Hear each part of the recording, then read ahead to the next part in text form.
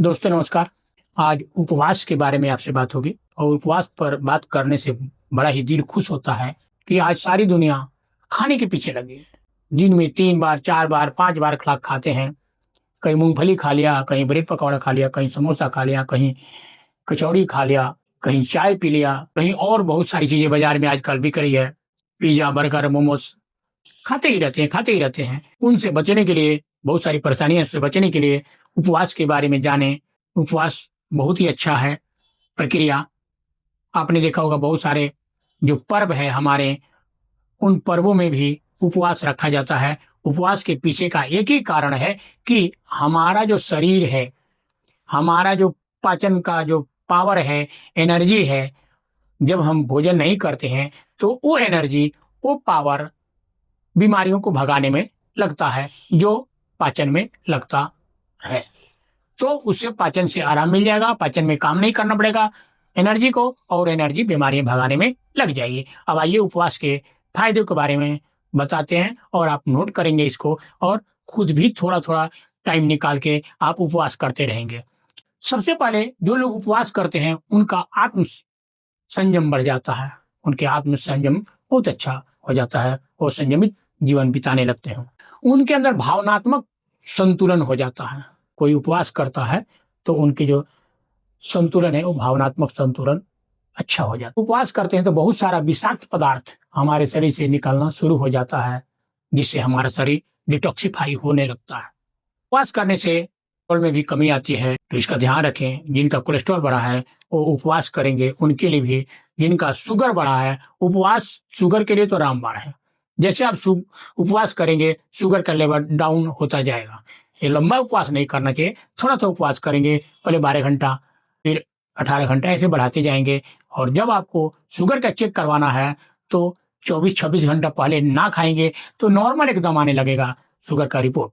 उपवास करने से एकाग्रता बढ़ जाती है और भगवान के प्रति समर्पित हो जाते हैं और हमारा जो मन है वो एकाग्र हो जाता है। उपवास से हार्ट हेल्थ के लिए बहुत ही फायदा होता है। कोलेस्ट्रॉल से बताया था आपको, और बीपी भी कंट्रोल होने लगता है। हार्ट की जो परेशानियां होती है उनमें भी बहुत अच्छा, जैसे लकवा है या अल्जाइमर, सारी बीमारियों में भी उपवास बहुत अच्छा काम करता है। इम्यून सिस्टम बेटर हो जाता है। इम्यून सिस्टम जब बेटर हो जाता है तो हमारी रक्षा प्रणाली हमारी बीमारियों को भगाने में लग जाती है और अच्छा तरीके से इम्यून सिस्टम बीमारियों को भगाने लगती है। उपवास करने से इच्छा शक्ति मजबूत हो जाती है। जिन लोगों की इच्छा एक जगह नहीं होती है या बार-बार बदलती रहती है, उनको उपवास ज़रूर करना चाहिए ताकि वो इच्छा शक्ति आप मजबूत कर सकें। उपवास करने से आदमी मानसिक रूप से सतर्क हो जाता है। जो लोग मानसिक ढीले होते हैं, जो मानसिक रूप से सतर्क नहीं होते हैं, उनकी सतर्कता उपवास करते ही धीरे-धीरे बढ़ने लगती है। मेटाबॉलिज्म को भी सुधारता है और मेटाबॉलिज्म सुधारने से हमारा शरीर निरोग और होने लगता है। उपवास करने से नींद में सुधार होती है और नींद अच्छी आने लगती है उपवास करने से।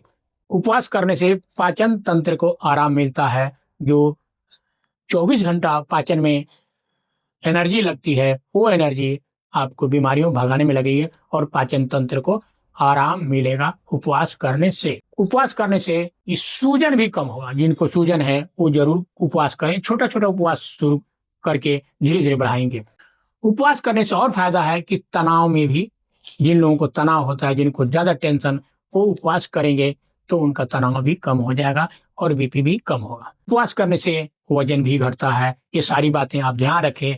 इतनी पॉइंट बता दिया, इनको आप धीरे-धीरे अपने जीवन में ढालें। उपवास पहले कैसे करेंगे? हर आदमी रात को 8-9 बजे खा लेता है और दूसरे दिन सुबह अगर 8 बजे खाता है, शाम को 8 बजे खाता है, तो सुबह में 8 बजे फिर खाता है, तो 12 घंटे का तो उपवास ऐसे ही हो गया।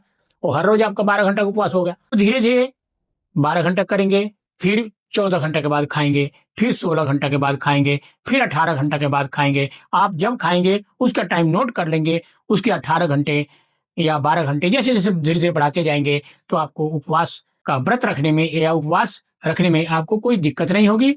बाकी जब व्रत करते हैं, तो उपवास में पानी तक नहीं पीते हैं, तो ये पानी पीना बहुत ज़रूरी है। उपवास करेंगे और पानी नहीं पिएँगे, तो उससे क्या जो टॉक्सिन निकलना था, वो नहीं निकलेगा।